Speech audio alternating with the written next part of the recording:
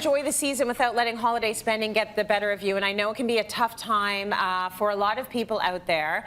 So I want to introduce you to Shannon. Shannon is a single mom of 2 lovely boys, 9-year-old Mason and 6-year-old Miles. She's dealing with a tight budget, like so many of us this year, and we have asked our financial expert, Bruce Sellery, for some help. So give them both a big round of applause. Thank you for having us. Thank you, both of you, for coming. So Shannon, I want to start with you because I think you will echo the concerns of many people out there. Give us sort of a snapshot of what might be on your mind this holiday season. Oh man, well, my boys are young, so Christmas is still like that magical time, and you know, I want to be able to give them lots of things, but then it's like, well, how far am I going to go with that? Yes. So when it comes to budgeting for the holidays, I sometimes deal with it in January. That's not actually called a budget. That's dealing with the aftermath of the spending that has occurred. help. But I understand. Yes, It's very and common. a lot of us do that in January. We look at the bill and then we go lie down and take a nap because we need some time to think about what that number is. You do some traveling. So your parents are in London, Ontario. You're in Toronto. You got to think about, am I going to go stay with my sister? Or can I spring for a hotel, right? Yeah, This is something that comes up.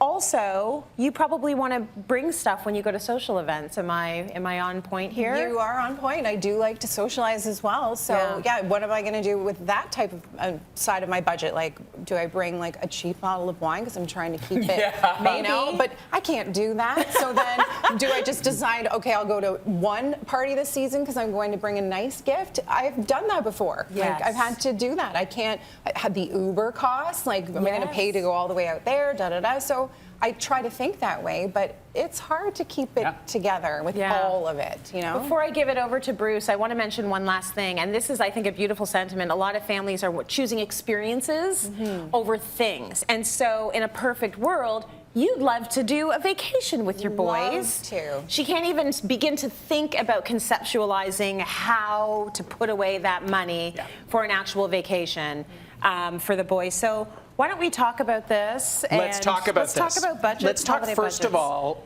about the 1,000 good karma points you earn for just having this conversation. Because most people are like this, la la la la la la la la la, and then they get the bills in January and they're like, and just like file it away. But very few people get ahead of it, so you're ahead of it. Thank you. 1,000 good karma points. Yes. The first thing that you need to do is write it all down.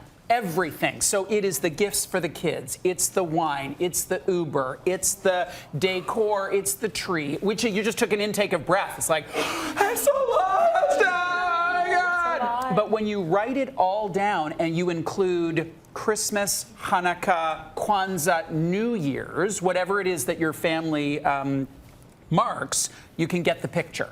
Because then the second step is the trade-offs. So you talk about the hotel in London, or do you stay with your sister? You can't answer that in isolation. You have to answer that in the context of, well, if that's like $100 a night, then I'm not going to be able to do this other thing that I want to do. Which is more important to me? Right. And then the third step is to know how you're going to pay for it, which is the thing that no one considers, right? How am I going to pay for it? I got to put on my credit card. And then in June, I'm going to look at that bill and realize I've still got a balance for the holidays.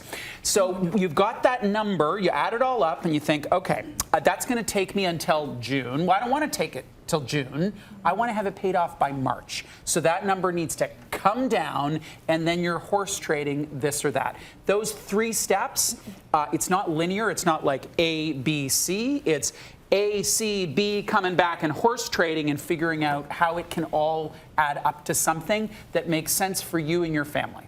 So it's going to be prioritizing, right? Yeah, for Shannon. And it's really difficult. I think, Shannon, what I want to acknowledge for you and for all of our viewers out there is how emotional this is. Yeah. So one of the things that I find myself in is I haven't got enough. There's some level of enough that I haven't put under the tree for Abby. She's 10. Yes. And so in the days leading up to Christmas, because that's what we celebrate, like, I have to get more stuff. I don't even know why, but I have to get more. And so there's a point at which we just have to stop and know that there it's never enough. There's no way, there's no binary way to determine that it's somehow enough. That's very interesting. The issue I have is that I think we started too strong, and now to stop doing that with the kids now. Like, we need to have an explanation. Like, what happened to Santa? Yeah. Santa Have we got been smart. terrible children? Right. It's like, no, you guys are still good, but we're just getting smarter because you actually don't need all that stuff. This is what we've realized as we're cleaning out our basement. And what that reminds me of is the importance of talking about this as a family. Yes. So even with kids, 6 and 8, you can have that conversation to say, there are so many things we want to do. And some of those budgetary questions you can engage the kids with.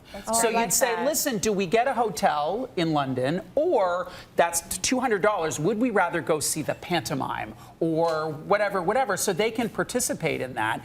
And I think it's very important, regardless of the assets or income that any family has, to know that it's finite. It's not infinite, and we need to make the decisions, knowing that that is brutally difficult as parents. It is so hard to see the upset and disappointment on our kids' face, even though we know we probably spent more than we ever got as kids, right? Okay, so some of the things you say about just sticking to the budget is actually carry around your list with you. Yeah. So you're not freestyling out in the mall. No. No freestyling. You stick to the list. Every retailer is about trying to upsell you and increase the total size of your shopping basket. It works on me all the time. Carry the list. The other thing to pack in your purse, last year's credit card bills. Seriously, put them in your purse, carry them with you, and then you go, I can't let that happen again. And that will be very, very helpful to you. Yes. Prohibit one for you, one for me. Oh, dear. One for you, one for me, because you're like, that sweater is so gorgeous, and it just fits so perfectly. Yeah. And the last thing I'd say about being in the stores is know thyself. Know the places that are very, very difficult for you to control yourself in, and the ones that you're actually fine. Online is a whole different world, and the science of how our brains engage in purchasing stuff is they're masterful at it. So maybe you say, I can't shop online because I spend too much money. Yeah. Yes, maybe it needs to be harder. You need to leave your house, put on a coat, put on boots, go to the mall, and that's going to make you spend less. Maybe that's what you need to do. Really good advice, Shannon. You get something out of that? Yes, I did. Very Thank good. you So it's going to be much. conversations at home with the kids. Amazing. Thank you, Bruce.